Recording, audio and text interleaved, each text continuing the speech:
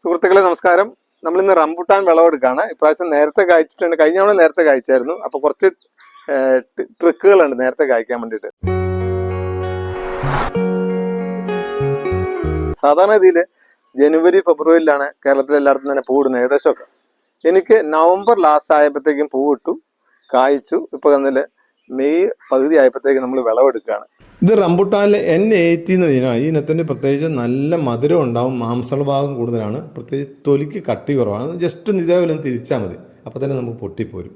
പിന്നെ നമ്മളിത് പെട്ടെന്ന് പൂക്കാനും കായ്ക്കാനും ഞാൻ ചെയ്തൊരു മാർഗ്ഗം എന്ന് വെച്ചാൽ നമ്മൾ മെയ് മാസം പകുതിയോട് വിളവെടുത്തതിന് ശേഷം പിറ്റത്തെ ആഴ്ച തന്നെ ഇതൊന്ന് കമ്പ് കോതും, ശിഖരങ്ങളൊക്കെ ഒന്ന് പ്രൂൺ ചെയ്യണം.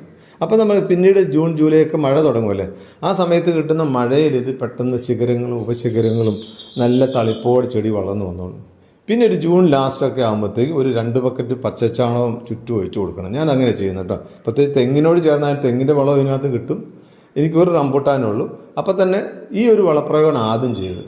പിന്നെ ഒക്ടോബറൊക്കെ ആകുമ്പോഴത്തേക്ക് മഴയൊക്കെ കുറവില്ല. ആ സമയത്ത് ഒരു ബക്കറ്റ് ചാരം, അതായത് പൊട്ടാഷ് ചെടികൾക്ക് പൂവിടാനും കായ്ക്കാനൊക്കെ ഏറ്റവും നല്ല പൊട്ടാഷ് എന്തായാലും വേണം. പക്ഷേ ഈ സമയത്ത് കൊടുത്താൽ മതി.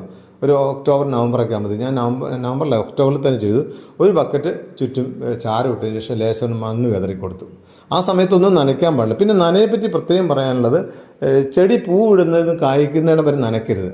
അവൻ എപ്പോഴും സമ്മർദ്ദം കൊടുത്താലോ പൂവിടാൻ സാധ്യത പെട്ടെന്ന് കൂടുകയുള്ളൂ. പിന്നെ ചെയ്തു വെച്ചാൽ നമുക്കറിയാം ഡിസംബർ ജനുവരിയൊക്കെ അത്യാവശ്യം തണുപ്പുണ്ട്. ജനുവരി മുതൽ അന്നത്തേക്കും കായായി. ആ സമയം മുതൽ ഒരു 3 മാസത്തേക്ക് നന്നായിട്ട് നനച്ചു കൊടുത്തു. അപ്പോൾ ഇത്രയും പരിപാലനവും വളപ്രയോഗവും മാത്രം ചെയ്തിട്ടുള്ളൂ. കണ്ടില്ലേ, നന്നായിട്ട് കായ്ച്ചിട്ടുണ്ട്. പ്രാവശ്യം 35 കിലോയോളം വിളവ് കിട്ടിയിട്ടുണ്ട് ഈ ഒരു. എന്തായാലും നമ്മൾ ഇന്നത്തെ വിളവെടുപ്പ് കഴിഞ്ഞു. അപ്പോൾ ഇതേപോലെ നിങ്ങൾക്ക് ഒക്കെ ചെയ്യാൻ സാധിക്കും. എന്താ പറയുക, നമ്മളൊന്ന് ശ്രമിച്ചാൽ മതി. നമ്മൾ പണ്ടൊക്കെ പറയില്ലേ, എല്ലുമുറി പണിയെടുത്താൽ പല്ലുമുറി കഴിക്കാമെന്ന്.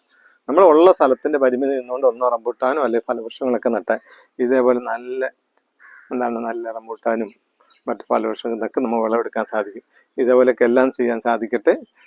നന്ദി, നമസ്കാരം.